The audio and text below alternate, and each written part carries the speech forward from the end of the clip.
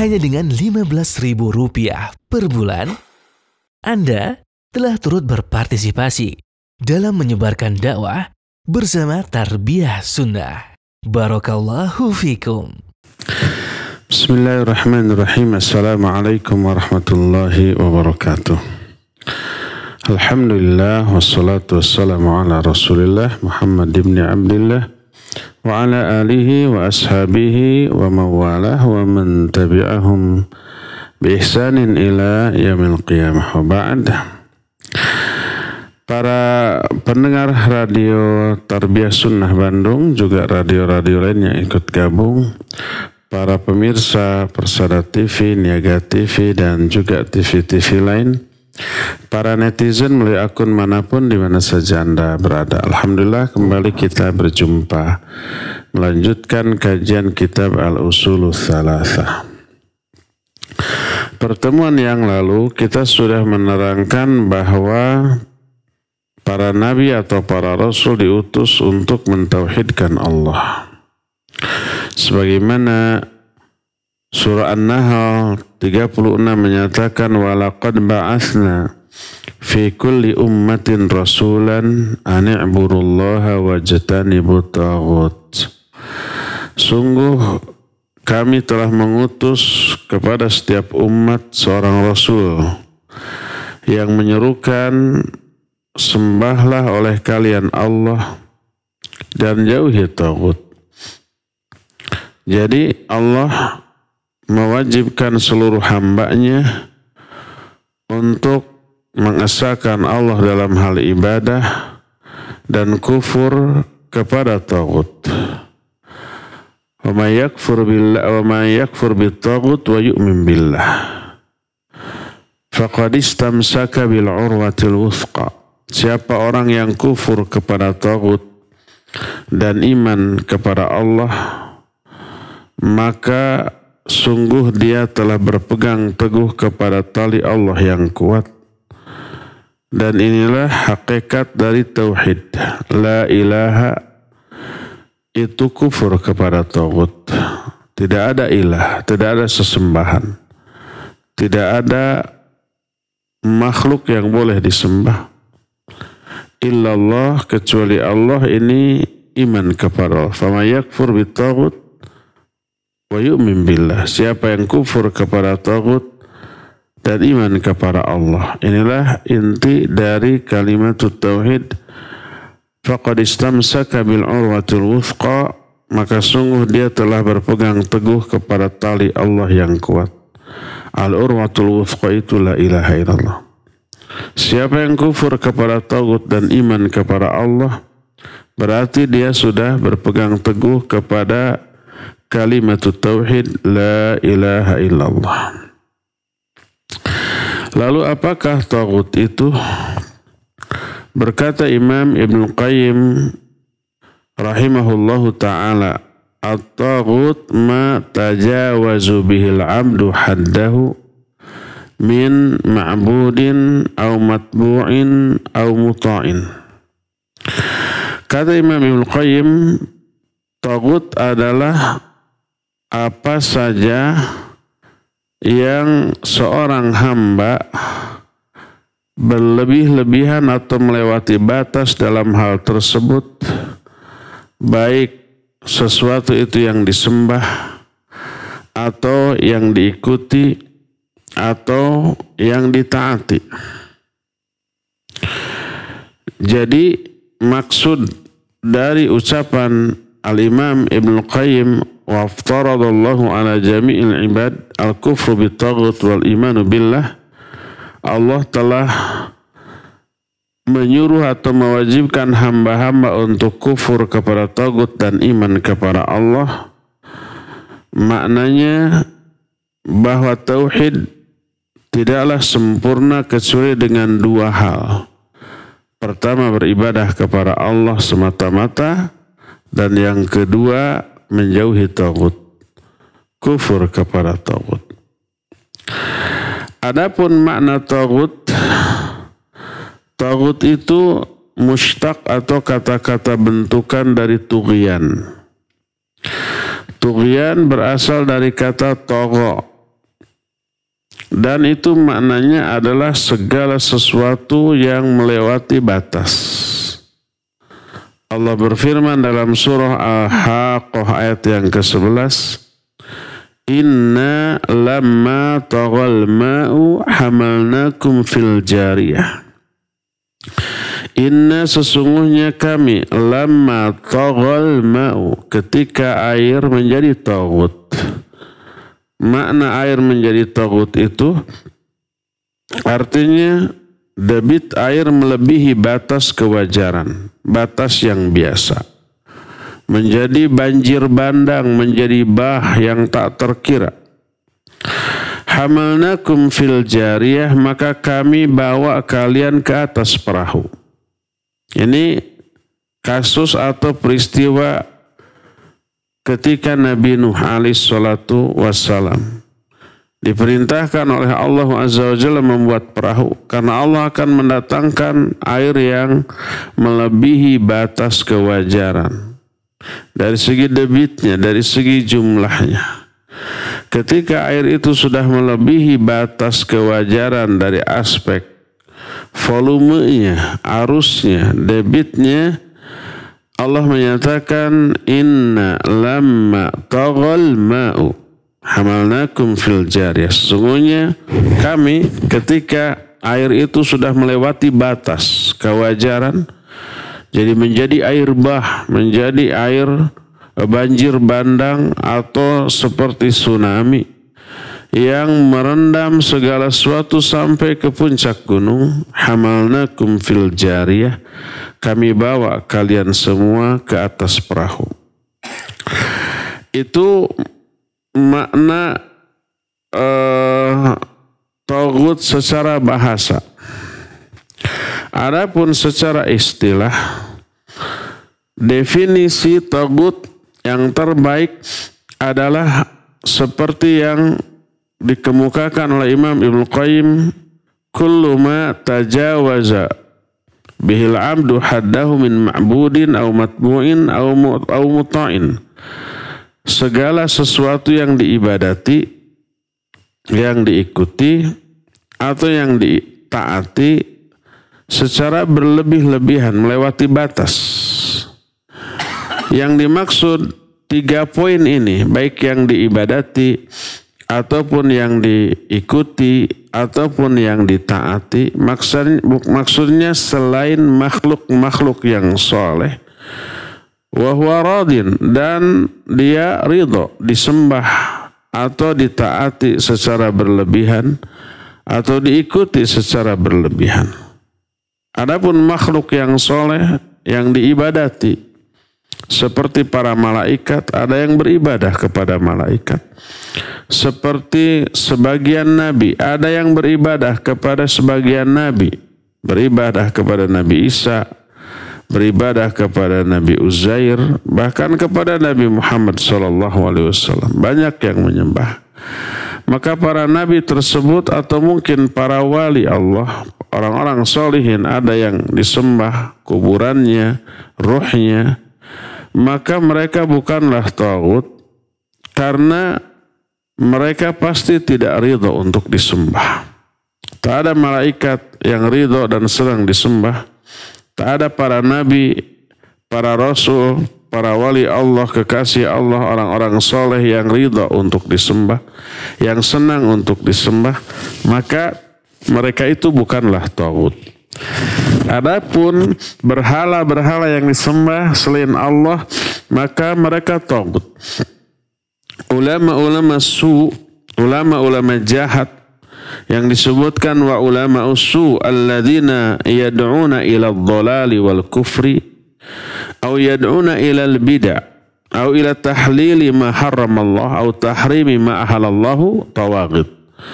Ulama-ulama yang jahat yang menyeru, mengajak kepada kesesatan dan kekufuran, atau mengajak kepada kebid'ahan, atau mengajak untuk menghalalkan apa yang Allah haramkan atau mengharamkan yang Allah halalkan, dan ini melewati batas untuk ditaati, untuk diikuti, maka mereka itu juga taghut.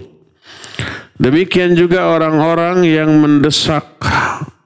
mendesak warga atau rakyat untuk atau mendesak penguasa untuk keluar dari syariat Islam, untuk menetapkan hukum aturan yang dibikin-bikin oleh manusia, maka mereka juga tagut karena melebihi batas wewenang mereka. Mereka itu tajawuz al-hadd, artinya melewati batas dari kewenangan mereka.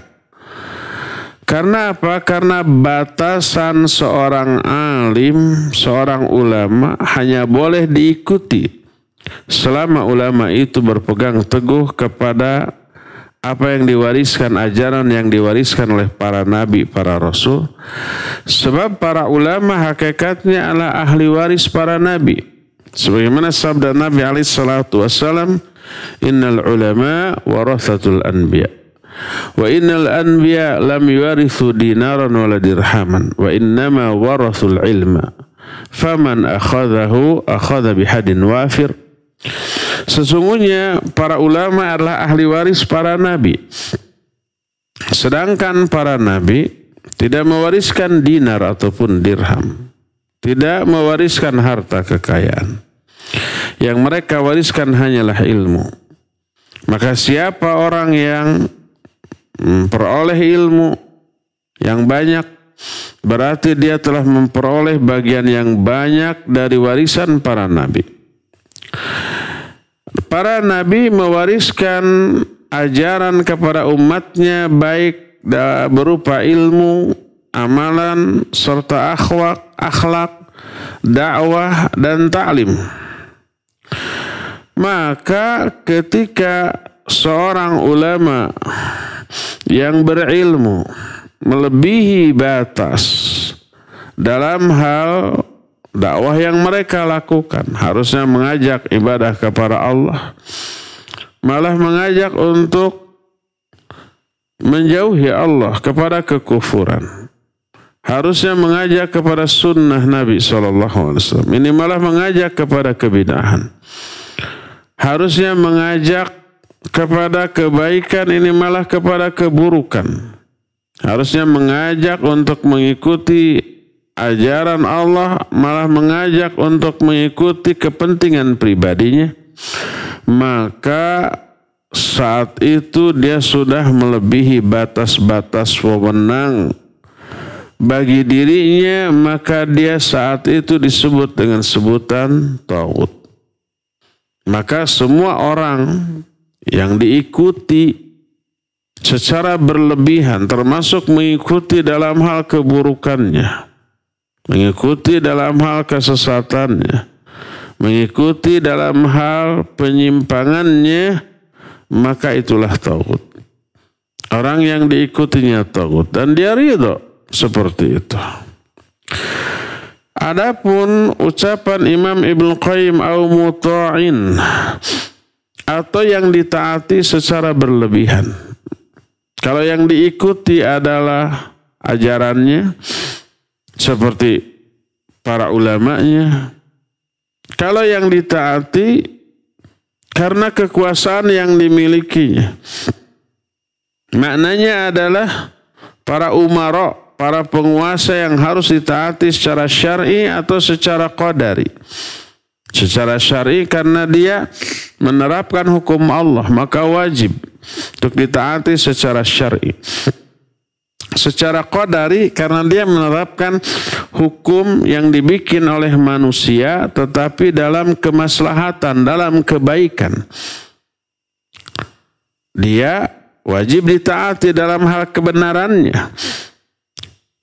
Walaupun tidak bersumber dari Quran Sunnah secara tekstual, seperti aturan berlalu lintas, adanya rambu-rambu, adanya lampu merah, hijau, dan kuning, tidak ada dalam Quran dan Sunnah. Seperti adanya keharusan memiliki ID card dalam beberapa hal, seperti KTP, seperti SIM, seperti surat nikah, seperti paspor, seperti adanya visa bagi orang luar yang masuk ke sebuah negeri dan seterusnya, itu demi kemaslahatan bersama, itu aturan yang dibikin oleh manusia tapi demi kemaslahatan bersama, maka wajib untuk ditaati. Tidak mentaatinya akan menimbulkan madarat. Ya, boleh kita mengatakan ini lampu merah ini buatan manusia, bukan buatan Allah. Nggak perlu untuk kita taati. Akhirnya lampu merah dia tabrak terus, terjadi kecelakaan. Ini lampu hijau ini buatan manusia. Kata aturan manusia harus berhenti. Saya mah tidak mau taat kepada aturan manusia, hanya kepada aturan Allah. Pas lampu hijau berhenti di tengah jalan, ditabrak orang. Kalau orang tidak nabrak minimal dia ngebel, pijit klakson keras-keras sambil teriak, "Hei, maju, udah hijau." Timbul madarat. Ini ada letter S, strip. Nggak boleh berhenti di sini, ini buatan manusia. Saya sengaja melanggar karena ini buatan manusia. Berhenti di sana. Apa akibatnya? Bisa kecelakaan. Bisa menimbulkan kemacetan. Bisa menimbulkan kecelakaan, nanti dia ditabrak.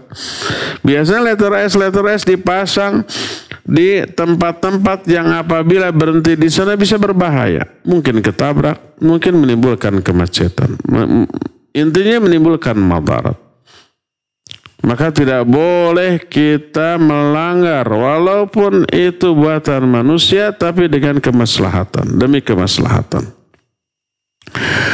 Oleh karena itulah maka umara wajib ditaati secara syar'i dalam hal kebaikannya, selama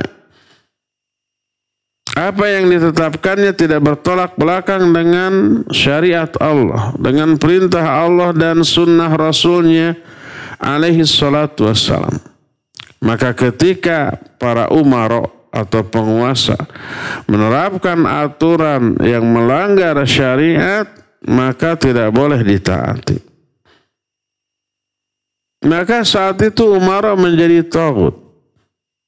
Bersabda Rasulullah SAW, la ta'ata li makhluqin fi ma'syatil khaliq. Tidak boleh taat kepada makhluk dalam bermaksiat kepada Khaliq, kepada Allah. Ketika aturannya merupakan kemaksiatan kepada Allah, maka tidak boleh untuk diikuti. Saat itu umara tersebut menjadi taghut. Maka wajib bagi setiap rakyat untuk mendengar dan taat kepada penguasa dan mentaati penguasa dalam hal yang baik-baik, dalam hal yang benar-benar, dalam hal yang sesuai dengan kemaslahatan, walaupun tidak didasarkan kepada nas ayat dan hadis, tapi demi kemaslahatan mentaati mereka berarti sama dengan mentaati Allah. Allah berfirman, ya ayyuhalladzina amanu atiiullaha wa atiiur rasul wa ulil amri minkum. Ketika mengatakan atiiullaha, atiiur rasul, taat kepada Allah, taat kepada Rasul, pakai perintah atiu. Tapi ketika ulil amri tidak memakai atiu lagi, tapi diatafkan, diikutkan kepada Allah dan Rasulnya, menunjukkan taatnya kepada ulil amri dalam perkara-perkara yang aturan yang dibuat ulil amri itu taat kepada Allah dan Rasulnya. Atau aturan tersebut walaupun tidak ada dalam Quran hadis, tapi ruhnya, ruh Quran hadis ada dalam aturan itu. Seperti kemaslahatan, seperti aturan berlalu lintas, seperti umpamanya keharusan setiap warga untuk memiliki identitas. Baik umpamanya syahadah atau sertifikat pendidikan, seperti ijazah, seperti buku laporan pendidikan, atau KTP, atau SIM, atau surat nikah, atau paspor, atau visa, atau yang sejenis itu, maka ya itu tidak bertolak belakang. Maka wajib untuk diikuti, wajib untuk ditaati, wajib untuk dilakukan. Mentaatinya sama dengan mentaati Allah dan Rasulnya, karena Allah menyatakan atiullaha wa atiur rasul wa ulil amri minkum. Adapun ketika ada aturan yang dibuat oleh penguasa tapi bertolak belakang dengan Al-Quran dan As-Sunnah, maka saat itu tidak boleh untuk ditaati. Jadi kalau umpamanya aturan yang ditetapkan oleh ulil amri tersebut ada yang menyimpang, abaikan. Ada yang benar, lakukan. Taati. Maka itulah makna dari wa ulil amri minkum tanpa atiu. Taati ulil amri selama ketaatan kita dalam perkara-perkara yang tidak menyimpang dari ketaatan kepada Allah dan Rasulnya.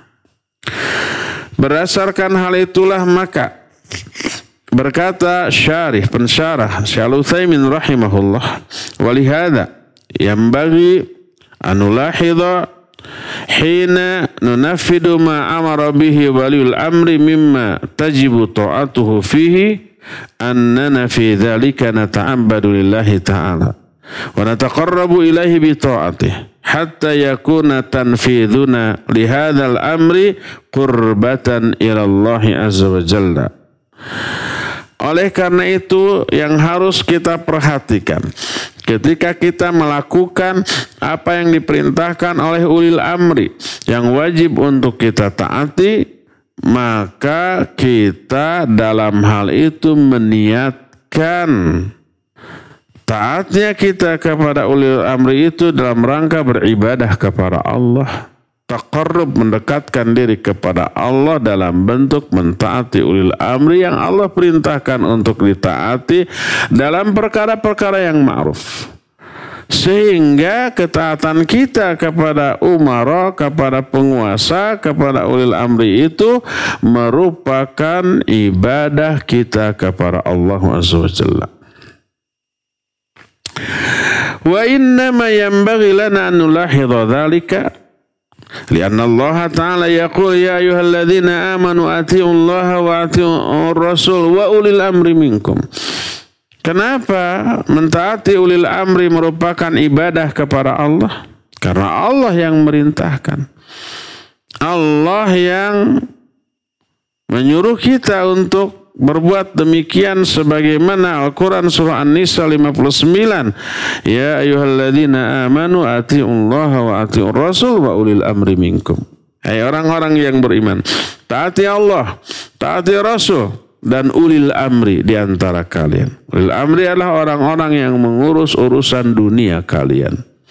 Mengurus bagaimana aturan berlalu lintas, mengurus urusan yang berkaitan dengan kepentingan pendidikan, kepentingan ekonomi, kepentingan sosial, kepentingan politik, dan seterusnya, maka itu demi kemaslahatan taati atas perintah Allah. Mentaatinya merupakan ibadah kepada Allah.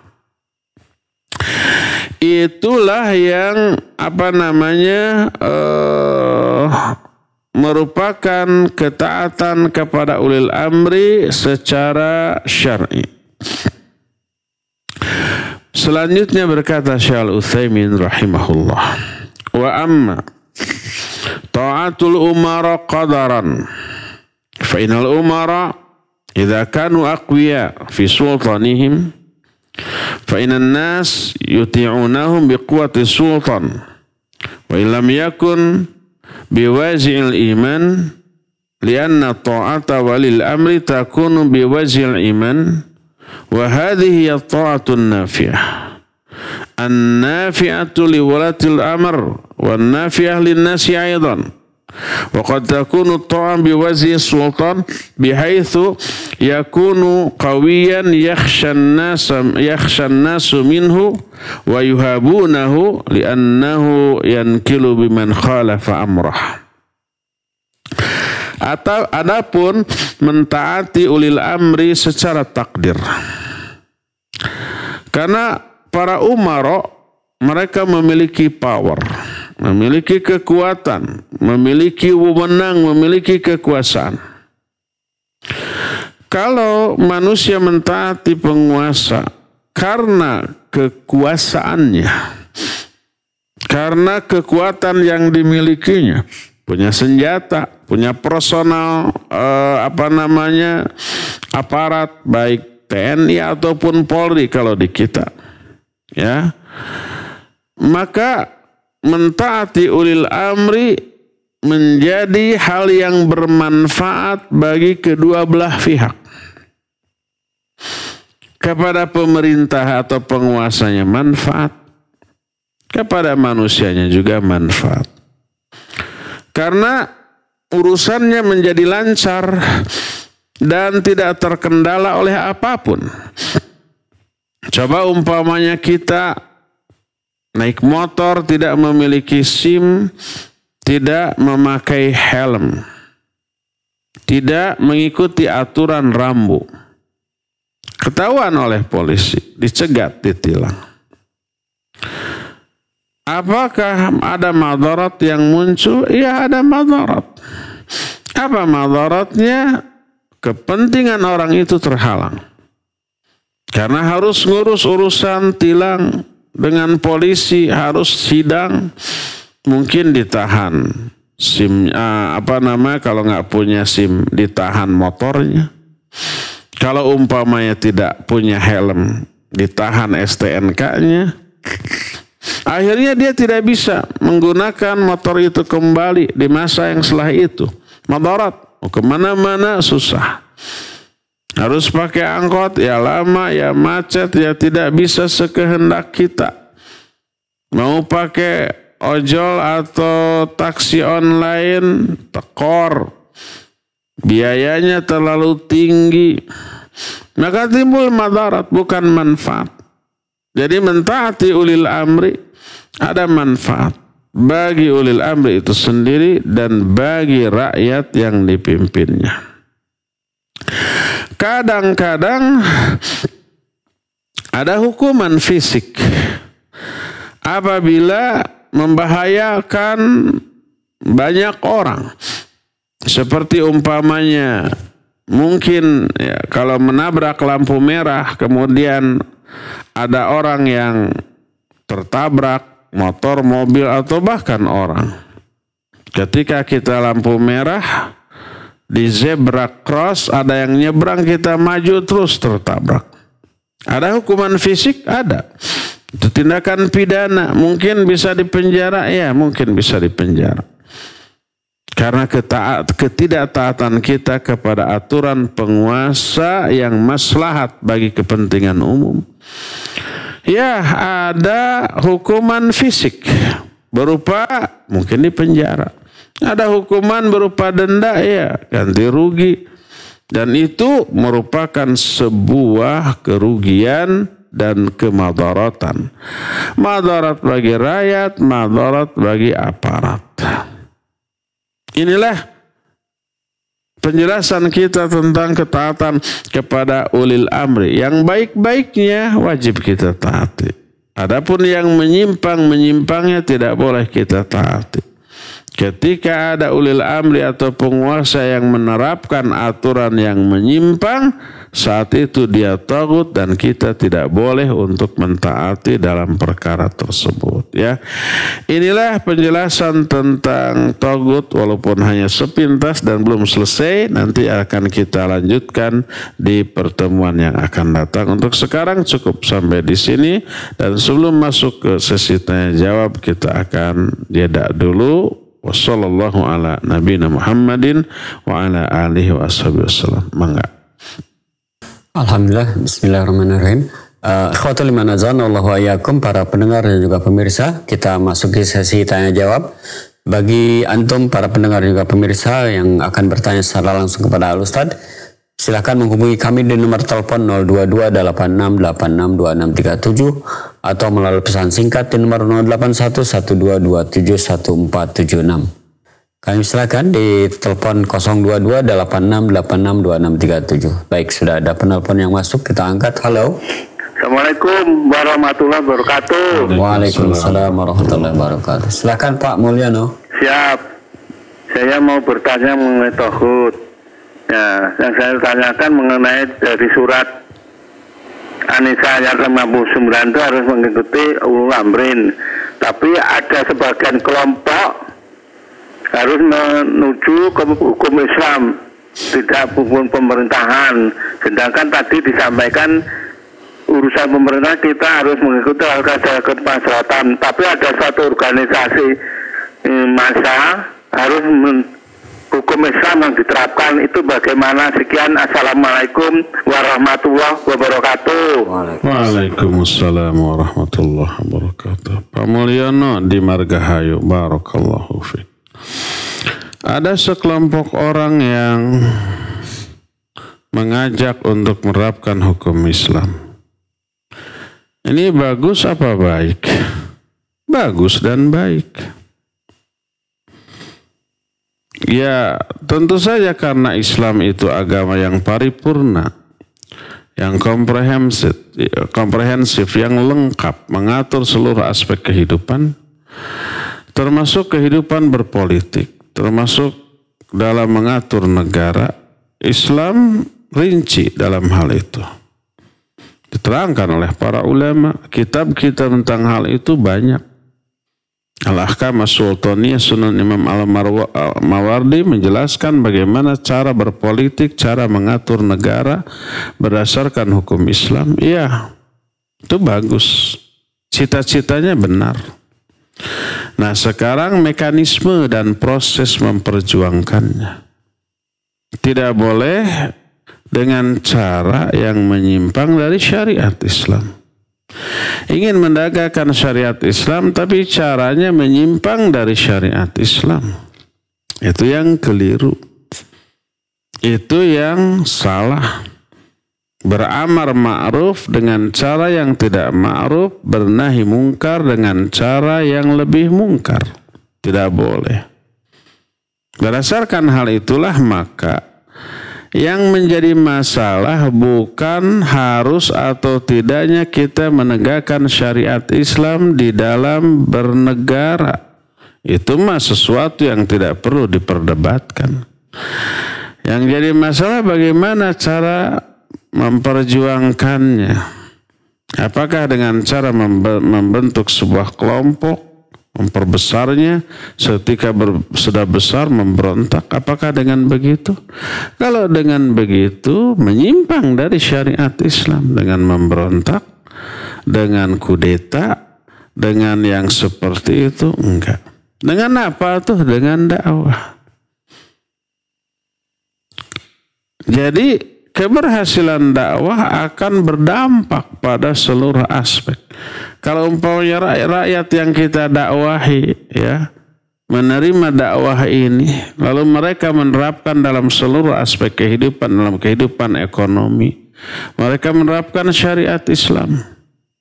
Tidak ada riba, tidak ada sumpah palsu dalam berjual beli bertransaksi, tidak ada menyembunyikan aib, tidak ada mengurangi timbangan, takaran, ukuran dan seterusnya. Maka ekonomi Islam teraplikasi, termasuk dalam kehidupan berpolitik. Mekanisme dari penerapan aturan dalam sebuah negara itu kan dibuat oleh orang-orang yang ditunjuk untuk itu. Anggota Dewan, DPR, dan MPR. Kalau dakwah berhasil, nanti rakyat ketika pemilu akan memilih orang-orang yang akan membawa misi dari ajaran Islam. Dia akan terpilih menjadi anggota dewan itu orang-orang yang ngerti Islam, memperjuangkan Islam, loyal dan komit kepada Islam. Coba bayangkan kalau mayoritas anggota dewan seperti itu. Bisa nggak merubah aturan? Bisa. Nanti presiden yang dipilihnya, nanti ada pemilihan presiden dan wakil. Rakyatnya sudah didakwahi. Maka akan memilih orang yang keislamannya kuat. Nanti presidennya yang terpilih seorang muslim yang faham agama dan loyal komitmen kepada agama. Bayangkan anggota dewannya orang-orang yang faham agama, Presidennya juga begitu. Nanti yang menunjuk menteri kan presiden. Itu hak prerogatif presiden. Presiden nggak akan mungkin nunjuk orang yang ateis, orang yang anti-Islam. Nggak mungkin. Pasti orang-orang yang loyal ke Islam, kepada keislaman. Bayangkan presidennya soleh, menterinya soleh, orang-orang yang komitmen kepada Islam. Anggota dewannya gitu. Saya yakin akan merubah sedikit demi sedikit, ya. Akhirnya Islam tegak di sana. Jadi kesolehan rakyatnya dihadiahi oleh Allah, diberi penguasa yang adil, yang soleh. Dan kesolehan rakyat itu karena keberhasilan dakwah. Kalau dakwah gagal, ajaran Islam ini tidak menjadi warna dari kehidupan rakyatnya. Akhirnya dalam kehidupan berekonomi, jual beli di pasar, di supermarket, di mall dan seterusnya, nggak peduli riba atau tidak, nggak peduli halal haram, nggak peduli ada tipuan atau tidak, yang penting untung, itu tercabut barokah. Lalu dalam kehidupan berpolitik, ya, ketika ada pemilihan anggota dewan, nggak akan milih yang Islamnya kuat, yang penting pro menguntungkan saya atau tidak, itu yang akan dipilih. Ketika memilih presiden nggak akan dilihat agamanya, keislamannya, tapi dilihat mana yang kira-kira secara ekonomi, secara sosial, secara politik akan menguntungkan saya. Nggak peduli mau Islam mau tidak. Bisa begitu. Akhirnya anggota dewan, DPR, MPR penuh dengan orang-orang yang anti-Islam walaupun dia Muslim. Muslim tapi anti-Islam dan kaum muslimin. Muslim munafik. Presidennya mungkin juga akan terpilih pas yang juga nggak peduli kepada Islam. Kalau presiden yang terpilihnya itu orang yang tidak peduli kepada Islam dan kaum muslimin, dia pasti akan menunjuk menteri-menteri yang kayak gitu juga. Akhirnya menyengsarakan kaum muslimin. Negara besar yang mayoritas Islam, tapi dengan aturan yang merugikan Islam dan kaum muslimin. Akhirnya apa? Akhirnya setiap orang yang keislamannya menonjol itu dipojokkan, itu dikriminalisasi, gitu ya, ditekan, ya, dibunuh karakternya, ada namanya karakter assassination, pembunuhan karakter, diburukan citranya, ulama-ulama, para duat, para ustadz diburukan citranya, dibidik mana yang bisa dijadikan alasan untuk dipidanakan, ditahan dan seterusnya. Nah, orang yang anti-Islam, wah, bebas berkoar-koar, menuduh Islam teroris, menuduh para santri penghafal Al-Quran dengan tuduhan teroris, itu sudah bisa dipidanakan, dilaporkan, bebas. Kegagalan dakwah. Karena mayoritas rakyat memilih orang-orang yang kayak gitu, yang tidak peduli dengan Islam dan kaum muslimin. Itu karena kegagalan dakwah. Maka karena dakwah gagal, tidak maksimal, akhirnya mayoritas rakyat terkontaminasi oleh penyakit syirik, kufur, bid'ah, maksiat, nggak peduli kepada Islam dan kaum muslim. Allah hukum mereka dengan diberikannya penguasa yang jahat yang akan menyengsarakan mereka. Kalau umpamanya, oh kita bikin kelompok nanti berontak, itu tidak akan pernah berhasil di dunia ini. Tidak ada negara Islam yang berdiri melalui perjuangan seperti itu, enggak. Harus cantik ketika bermain. Jadi kegagalan dan keberhasilan dakwah itu yang menentukan apakah syariat Islam itu akan tegak enggak di negara tempat kita menetap ini. Seorang dai menyatakan, aqimu daulatal islami fi qulubikum satakum fi biladikum. Tegakkan kedaulatan Islam dalam diri kalian, maka Islam akan tegak di persada negeri kalian. Nah ini Islamnya belum tegak di hati masing-masing warga, masih jauh gitu. Ya bagaimana mungkin Islam ini akan tegak di negeri tempat dia berpijak ya. Itu cara untuk memperjuangkan Islam dengan cara yang maslahat. Kalau begitu mah lama dong. Perjuangan tidak seperti ngagoreng bala-bala tuh.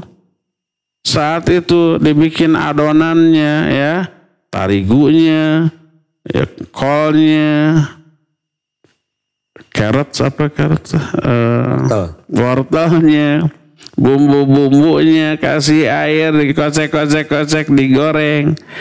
Saat itu matang, diambil. Saat itu dimakan, habis. Hari itu juga keluar lagi. Itu mah bikin bala-bala, bukan berjuang menegakkan Islam di negeri kita. Lamalah, belum tentu tercapai di zaman kita, mungkin anak turunan kita. Kalau langkahnya benar, langkah-langkah dakwah ya. Demikian, wallahu a'lam bishawab. Silakan lagi. Ya. Syukran Ustaz atas jawabannya. Kami silakan bagi antum para pendengar juga pemirsa yang akan bertanya secara langsung kepada Ustaz bisa menghubungi kami di nomor telepon 02286862637. Silakan. Bila tidak ada, saya bacakan pertanyaan yang datang melalui pesan singkat Ustaz. Ada dari seorang hamba di Bandung, izin bertanya. Apakah kita membicarakan kelemahan pemerintah baik secara personal maupun sistemnya karena sebab ada hal-hal yang dirasa tidak adil dan lain-lain diperbolehkan? Apakah ini termasuk ghibah yang akan mengurangi pahala amal soleh kita? Mohon pencerahan dan nasihatnya. Jazakallah khairan. Barakallahu fiik. Ghibah secara personal kepada sesama manusia biasa diharamkan. Ancamannya jelas. Wala yaghtab ba'dukum ba'dha. Ayuhibbu ahadukum ay ya'kula lahma akhihi maitan fakarihtum. Janganlah sebagian kalian mengibahi sebagian yang lain. Itu kepada sesama. Menggibahi figur, public figure. Ada dua public figure. Pertama ulama. Kedua umara. Itu berbeda dengan menggibahi orang biasa. Karena berdampak, kalau menggibahi ulama berdampak kepada dakwah, kepada ajaran Islam yang didakwahkan oleh ulama itu. Kalau menggibahi umara berdampak pada aspek politik dan sosial. Bukan berdampak secara individu. Kalau umpamanya kita menggibahi kawan kita, nggak akan berpengaruh kepada kehidupan ekonomi dan politik di tempat kita hidup. Tidak akan berpengaruh kepada kepentingan dakwah. Tapi kalau menggibahi ulama, umpamanya ulama karena manusia pasti ada salahnya, ada lemahnya, diekspos. Apa akibatnya? Akibatnya orang-orang benci ke ulama. Ini akhirnya ayat Quran, hadis yang disampaikannya tidak lagi ditaati, tidak lagi didengar. Dakwahnya menjadi terkendala. Akhirnya orang-orang jauh dari ulama. Jauh dari ulama, jauh dari bimbingan, ya fasik nantinya. Akhirnya jauh dari Islam, maka berbahaya. Makanya disebut luhumul ulama luhumun masmumun. Dagingnya para ulama itu daging yang beracun. Makna daging adalah menggibahi ulama lebih dahsyat keburukannya daripada menggibahi orang biasa. Seperti umpama kita makan, kan menggibahi orang itu digambarkan, diumpamakan seperti makan daging bangkai saudara kita yang sudah mati. Ayuhibbu ahadukum ayyakula lahma akhihi maitan. Mau enggak kamu kalau makan daging bangkai saudara kamu yang sudah mati? Ada orang sudah mati dibiarkan busuk lalu dagingnya dimakan. Madarat bagi tubuh, iya. Banyak bakteri. Ya. Nah, itu kalau orang biasa. Kalau ulama, daging itu beracun. Begitu dimakan, merusak seluruh organ tubuh kita. Lebih berbahaya. Karena berdampak kepada kepentingan agama dan dakwah. Demikian juga umara. Berdampak kepada kepentingan politik, sosial, ekonomi, dan seluruh aspek. Umar sebagai orang biasa pastilah banyak salah. Aibnya itu kelihatan, kentara. Kita omongkan secara terbuka di media sosial, di setiap obrolan gitu ya. Apa akibatnya? Rakyat benci kepada Umar ini. Apa akibatnya? Akibatnya nggak lagi ditaati aturan-aturan. Termasuk aturan yang baiknya, ajakan kepada yang baik. Jangan didengarlah, dia juga busuk, lebih busuk daripada bangkai. Akibatnya apa? Timbul masalah. Ada pemberontakan, ada ketidaktaatan, ada ini, ada itu. Kekacauan. Maka kalau menggibahi orang biasa merupakan dosa besar. Kalau menggibahi dua orang, ulama dan umara, lebih besar dosanya karena lebih besar mafsadat, kerusakan yang ditimbulkannya. Makanya aturan Islam dalam nih, menasihati penguasa berdua, ambil tarik kemudian berdua. Itu aturan Islam. Teks, nas, hadis Nabi SAW dan para sahabatnya demikian. Bukan terang-terangan ingin menegakkan Islam dengan cara yang melanggar hadis Nabi SAW. Sampai para sahabat bertanya, apa kita berontak kepada penguasa yang seperti itu ya Rasulullah? Kata Nabi, la isbir. Sabar, walaupun mereka mengambil semua hartamu dan memukuli punggung-punggung. Sabar. Hatta talaqauni fil haud. Sampai kalian berjumpa aku di haud. Itu aturan Islam, itu hadis. Nah, kalau kita tidak begitu, enak saja kita dizalimi, harus melawan dong. Melawan ibarat semut melawan gajah. Nggak ada manfaat, nggak ada maslahat. Yang ada madarat. Ya enggak. Habis kita harus gimana? Harus sabar kata Nabi SAW. Ini hadis. Wah, kalau sabar kita diinjak terus. Ini hadis gimana mau dikemanakan ini? Apa Nabi SAW salah? Ini wahyu loh dari Allah. Wa ma yantiqu 'anil hawa in huwa illa wahyu yuha. Nabi itu tidak pernah berbicara dengan hawa nafsu. Semua yang dibicarakan wahyu. Tapi hadis ini perlu dikritisi. Semua hadis sudah dikritisi oleh ahlinya, oleh para ulama. Sehingga lahir penilaian akhir sahih, dhaif dan seterusnya. Dan hadis itu sahih tadi sudah dikritisi oleh ahlinya. Bukan oleh kita-kita yang bodoh tentang hadis. Omongan orang hadis ini harus dikritisi, itu ungkapan lain dari kita harus nolak hadis ini. Nggak masuk akal, nggak realistis. Itu sama dengan itu. Cuma diperhalus. Namanya apa? Eufemisme ya. Diperhalus. Kita harus mengkritisi setiap hadis. Itu nama lain, kita harus tolak hadis ini. Padahal semua hadis sudah dikritisi oleh siapa? Oleh para ulama, oleh ahlinya dari segala aspek.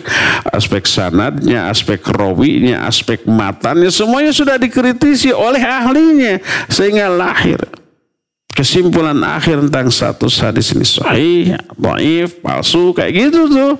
Yang sahihnya ambil, yang tadi ini sahih hadis Nabi SAW. Sabar sampai kalian berjumpa dengan aku di haud, di telaga haud. Di akhirat nanti. Walaupun penguasa kalian merampas harta kalian semuanya dan memukuli punggung kalian, zalimnya luar biasa. Jangan berontak. Wah, sampai kapan kita? Sampai jumpa Nabi SAW di haud. Terus bagaimana merubah kondisi ini? Dakwah semampu yang kita bisa. Penguasa lahirkan dari rakyat. Penguasa ini yang bikin aturan undang-undang. Ada kepres, ada keputusan presiden, ada kepmen, keputusan menteri, ada undang-undang yang dibuat oleh DPR, MPR. Itu yang milih presiden, milih menteri, milih anggota dewan siapa? Rakyat. Kenapa yang lahir baik presiden, menteri atau anggota dewan itu yang tidak pro kepada Islam dan kaum muslimin? Salah yang milih. Kenapa milihnya salah? Belum terdakwahi. Belum tersentuh dakwah atau sentuhannya sangat kecil. Tetap ujungnya ke dakwah juga. Oleh karena itulah maka keberhasilan dakwah sangat menentukan kehidupan berbangsa dan bernegara di setiap negara ini, ya. Tidak hanya di negara kita yang mayoritas Islam, di negara kafir di Eropa. Begitu dakwah Islam itu berkembang, komunitas kaum muslimin menjadi sebuah komunitas besar yang perlu diperhitungkan. Pemerintah juga ngitung tuh, ini komunitas kaum muslimin ini nggak bisa diabaikan. Akhirnya lahir aturan-aturan baru yang sedikit memberi kelonggaran kepada kaum muslimin. Dulu azan tidak boleh berkumandang, kalau lonceng gereja mah bebas. Sekarang dibolehkan. Dulu atau aturan sampai sekarang nggak boleh ngadakan keramaian yang mengganggu. Tapi pas sholat Id, sholat Jumat, sholat taraweh sampai membludak keluar ke jalan-jalan difasilitasi oleh polisi, oleh pemerintah. Itu negara kafir itu. Tapi melihat Islam berkembang banyak, jauh dan menunjukkan karakter, akhlak dan sosialisasi yang bagus ke tengah masyarakat, difasilitasi. Dalam aspek-aspek seperti itu, iya. Walaupun aspek lainnya masih terbelenggu, masih terkendala, masih terbatas, iya. Tapi sedikit demi sedikit keberhasilan dakwah, ya. Demikian, wallahu a'lam bishawab. Silakan lagi. Nah, syukron Ustaz atas jawabannya. Kami silakan yang akan bertanya secara langsung melalui telepon di nomor 02286862637. Baik, pertanyaan melalui pesan singkat dari Ummu Syarifah di Bekasi. Apakah jika seseorang sombong bisa menolong orang lain dan bisa memenuhi kebutuhannya dengan cara riba, itu hukumnya bagaimana? Mohon pencerahannya Ustaz. Jazakallahu khairan. Wa jazakillahu khairan. Ummu Syarifah di Bekasi. Ada dua keburukan yang tadi menyatu dalam diri orang itu. Pertama, sombong tadi ya. Sombong, takabur ya nggak boleh, haram hukumnya. Sedikit sombong sekecil debu tidak akan masuk surga. Berkata Nabi SAW, "Man kana la yadkhul jannata man kana fil qalbihi mithqala dzarratin min kibrin." Tidak akan masuk surga orang yang dalam hatinya ada takabur, kesombongan walaupun sekecil debu. Enggak, apalagi gede. Nah, terus melakukan riba, double ya, sombong ya riba. Jadi dosanya double, azabnya double, barokah tercabut dari harta dan kehidupannya, apalagi riba. Tercabut barokah, tercabut kebaikan. Jadi berlipat-lipat kesalahannya. Pertanyaannya apa? Apakah bisa menolong? Menolong dengan enggak, pertanyaannya gimana tadi? Menolong dengan riba tuh. Apakah jika seorang sombong bisa menolong orang lain dan bisa memenuhi kebutuhannya dengan cara riba, itu hukumnya bagaimana? Seorang yang sombong bisa menolong orang lain dan bisa memenuhi kebutuhannya dengan riba. Hukumnya bagaimana? Hukumnya ya haram, dosa. Sombongnya dosa, ribanya dosa. Orang yang sombong kemudian yang menerapkan riba, hartanya haram, terus menolong orang lain gitu dengan hartanya gitu. Ya. Jadi tidak boleh melakukan memberi dengan barang yang haram. Tidak akan ada pahala. Karena apa? Innallaha thayyibun la yaqbalu illa thayyiba. Sungguhnya Allah itu maha baik dan Allah tidak akan menerima kecuali yang baik. Kan ada Imam Ibn Abidin, salah seorang ulama ahli hadis, mengadakan perjalanan. Di tengah jalan ketemu orang, ya, Akhirnya berbareng-bareng. Orang ini selalu bicara Quran Sunnah. Ketika kelihatan berilmu dan soleh. Senang nih ahli hadis ini.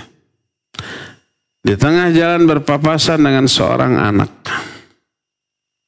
Anak itu membawa keranjang di atas kepalanya. Di atas keranjang itu ada makanan.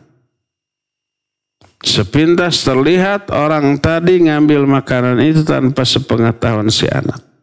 Ahli hadis ini, kok gitu nih orang? Jangan-jangan saya yang salah lihat gitu. Nggak percaya kepada penglihatannya. Dia nggak mau suudzon. Akhirnya dia abaikan apa yang dia lihat tadi. Nggak, saya pasti saya salah lihat. Dia nggak mungkin mencuri. Berjalan lagi. Sampai berjumpa dengan seseorang yang meminta-minta, kelihatan kelaparan. Orang tadi mengeluarkan makanan yang dia curi dari anak tadi. Nih, dikasih ke orang yang minta-minta tadi.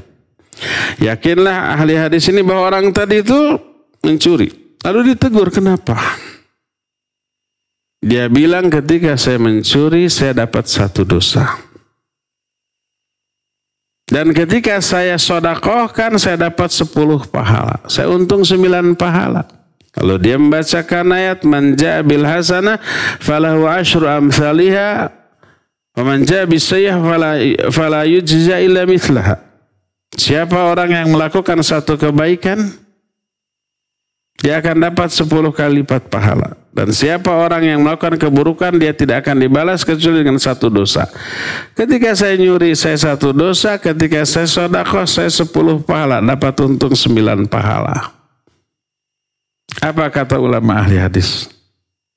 Tidak.